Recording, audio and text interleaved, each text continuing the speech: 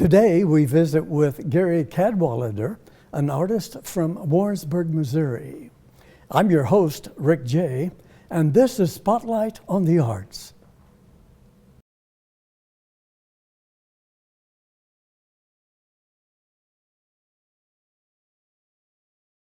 Welcome to Spotlight on the Arts, coming to you today from the Lamey's building in Sedalia, Missouri. My guest, if you'll join me in welcoming Mr. Gary Cadwallader. Welcome, Gary, to the show. It's good to have you with us. Thank you. Thank you. It's been a few years, a couple of years at least, since you was with us back on Mid-Missouri Art News number 18. This is the 48th episode of Spotlight on the Arts. So welcome once again. It's great to have you. Thank you. Been looking forward to this for a long time.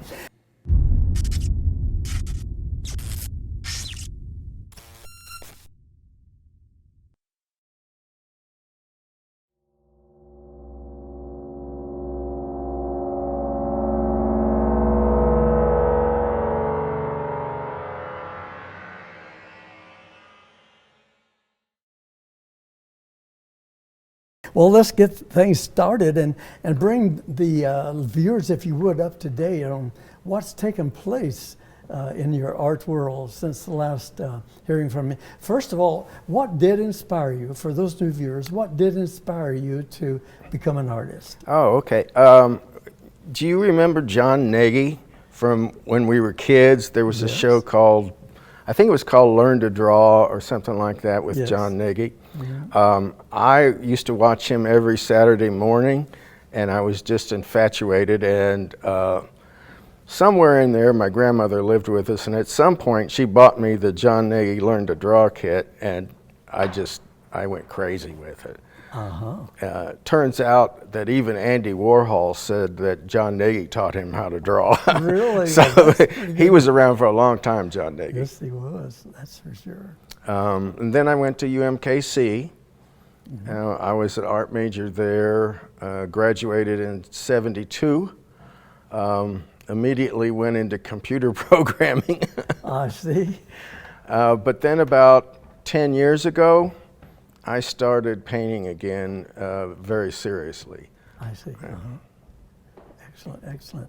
And your paintings are awesome, and we'll talk more about the paintings, and we'll actually put quite a few on the timeline for the viewers, you viewers to watch and see what I'm getting at, shall we say. Well, Gary, you're involved highly within the state of Missouri with different organizations such as the Sedalia Visual Arts Association, and it's Mid-Missouri Art Alliance in Warrensburg. Tell us a little bit about those programs, if you can. Sure. Mid-Missouri Artists, I'm the vice president there, and I put the programs together, which now we have gone to all Zoom programs, so I'm interviewing people. I interviewed somebody from Hawaii the other day, so that was kind of cool. That's excellent. Sedalia Visual Arts is a local art group between the Sedalia Visual Arts Association and Mid-Missouri Artists. We help out with the state fair with their art program. We supply food and beverages and help put the show together and all that. Also, I am a board member of a thing called the Watercolor Honor Society. Oh, yes. It's run out of Springfield, and I do their newsletters. So again, I'm having to do what you do, which is interview artists. But with the newsletter, it's more like a magazine. Here in town, they have the State Fair Community College, and when they do the State Fair, the community college always buys a painting. And so they bought one of mine. It's been, I think, maybe 2017. So they bought a large 4x5 foot painting of mine that's hanging in the president's office. So that was pleasant. Let's see. And then I was doing mostly watercolors at first. Yes, I remember. But I've switched to more acrylic. Anything water-based is good. The chemicals kind of get to me with oil painting and so on. I have I have done a lot of those. You don't have that craving for the smell of oils any longer. Well, actually, it doesn't smell too bad, but I have recently got a studio across from Warrensburg's old courthouse. Oh, I see. And I'm in with a bunch of other people, and it's just better if I'm not using chemicals. I understand. It probably would be best for all of us. Yeah. But Checked. process. Okay. It's a little bit on the order of pop art. One of my influences would be pop art and Tom Wesselman. Wesselman, I see. And then there's a fellow that I've been in contact with in Arizona named Jim Wade that I like a whole lot. Now, he's not a pop artist. He is basically abstract, but he does these huge abstracts, and I love the way these compositional elements, diverse elements, all come together. I see. He paints abstracts sort of vaguely based on desert landscapes. And so my paintings tend to have a lot of different elements that, I don't know, you might not think they necessarily go together, but I just like them. Excellent. That's enough. It's kind of like this. Speaking of the one you just pointed at, let's talk about that a little bit. Okay. What's this all about? And what's the title of this one? It's just called Hot Girls.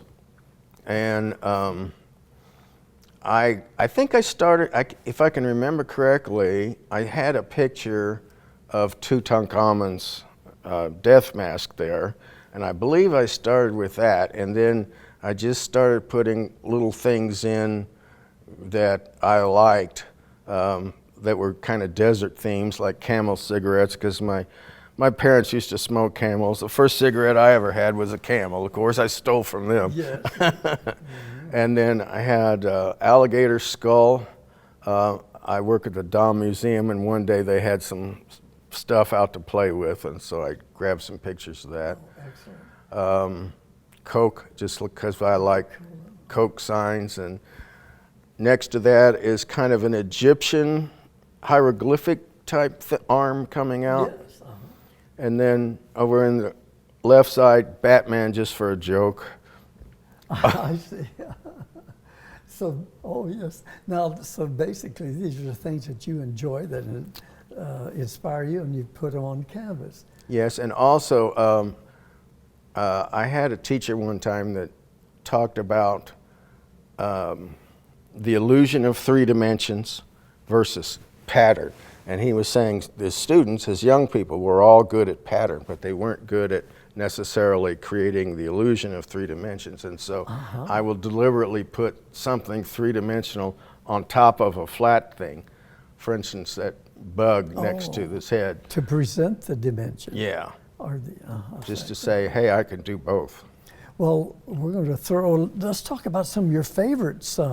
Understand that we'll be throwing those up on the timeline as you describe it. Tell us a little bit about what inspired those paintings, the titles, and give us a little bit of descriptive and maybe where they came from in your psyche or your heart or whatever. Okay. So, I have one called Before the Earth Was Flat. And the reason that title, everyone, when I was painting it, there was a lot of crazy people talking about the earth being flat. And I thought, well, okay, whatever.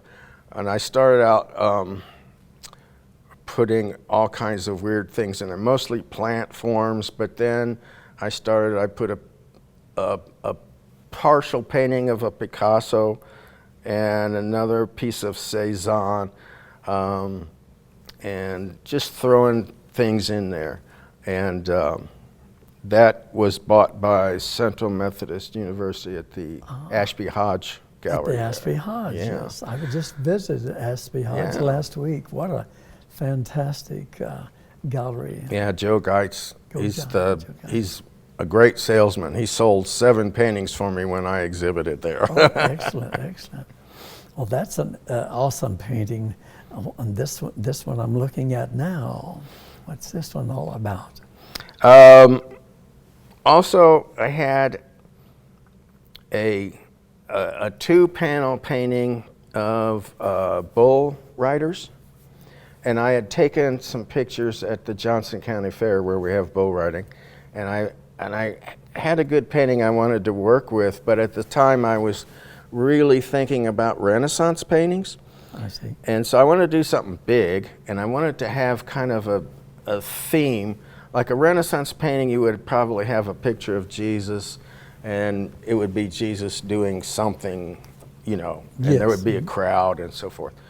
So I ended up, I put, I called it Jesus versus El Diablo. So Jesus is going to ride El Diablo. So here are all these bullfighters, bull riders, and I put 13 of them up there. Now Jesus has kind of a little halo, and then 11 of the other 12 are wearing gold cowboy hats. One guy is hatless, so you can guess who that's supposed to be.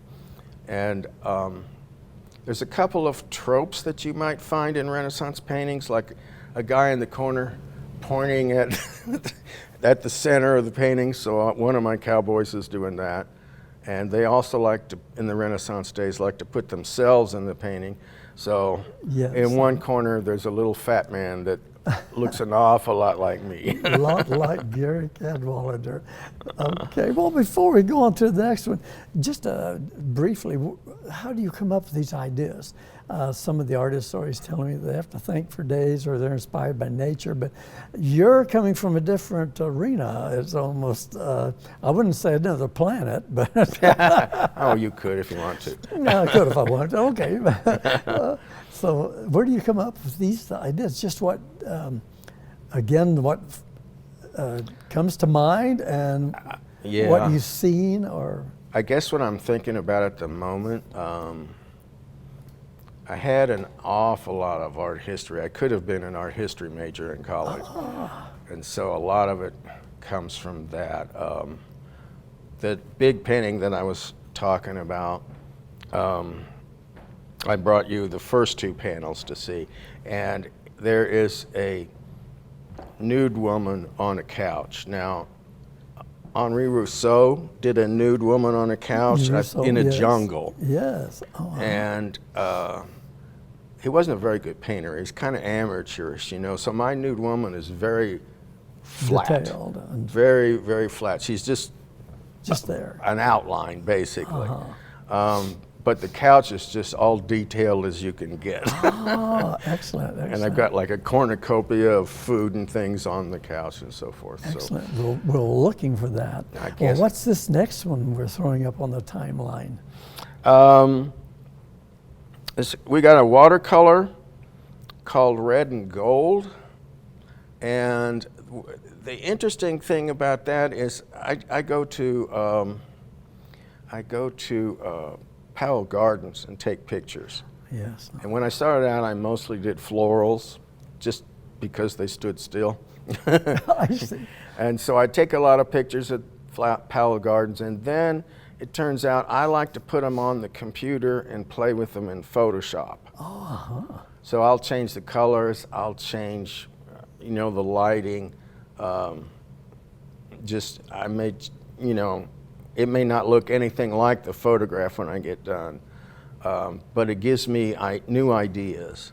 And so I may end up doing the painting from the thing I've done on the computer. And the Photoshop gives you that license or freedom to basically be creative before you even get to the brush, it sounds like. So this is how you come about with your ideas and of your pieces of work. Okay, great. Now this next one looks like a very interesting shot. What's going on here? Okay, we've got, I did a painting, and I can't remember the name of it. Oh, yes, I do.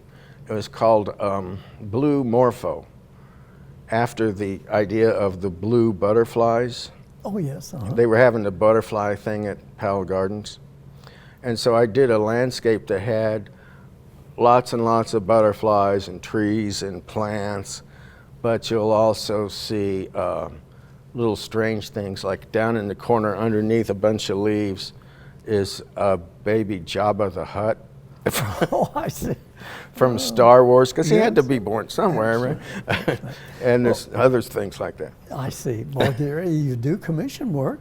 Can you give us a contact information before we close? Sure. You can reach me. I have a website called GaryPaints with an S.com, and just Gary at GaryPaints.com will reach me. Oh, excellent. That's the best way to get in contact, by email or phone that you provide. Oh, excellent. Well, I want to say we're about out of time, so I want to say thanks again for being a guest on Spotlight on the Arts. It's been very educational and informative. You have any closing words for us, Gary? I would just say, if you're an artist and you can afford it, get a studio space, because once I did that, my production really increased. Excellent. To you from the studio of Gary Cadwallader in Warrensburg, Missouri.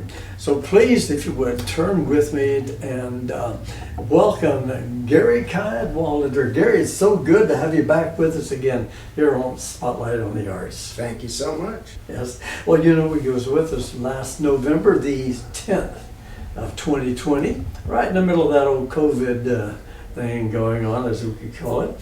And you spoke of a project that you were working on and promised to bring us up to date on that project at the completion or some close to that time frame. So I'd like to turn it over to you and ask you to share with us the exciting project that we see behind us and in its finished state. So Gary, let us know how this project come about for those that wasn't with us on November 10th. Okay. Well, I'm part of a group from Kansas City called Artist Inc., INC, like Incorporated. I see. And their first class usually has to do with business and how to do your taxes and all those art-related things that are business-like. And then the advanced project, which I just finished, is a one-year project for artists of all kinds. So that could be musicians, writers, filmmakers, painters in my case. And so I had set out to do a very large installation type piece. I see. Painters usually don't get to do installations. We just hang everything on the wall. Well, I wanted to show you all some paintings that don't have anything to do with this last project, but they're just things I've been working on. This is an acrylic of some fish, some watercolors we have down there. This is another acrylic. This is more like what I'm probably going to go to with the second project, with the big round 40-foot project. It'll be this, working with my model that I have that I work with online. Another acrylic. At the top, we have 4 paintings that are all the same size watercolor, all 22 by 30. Let's see, I suppose the most interesting one would be this one. It only interests me because I actually burned the paper with a lighter in a few places. I cut holes in it, and I ended up calling it fuego, Spanish for fire. Another watercolor and another watercolor. thank you for contributing once again your third time with Spotlight on the Arts. It's been really inspiring to view this piece once again. It's been an informational, you might say, experience for everyone. I'm Gary Cadwallader. Thank you very much for watching, and I want to thank Rick J. and Spotlight for the Arts for having me today.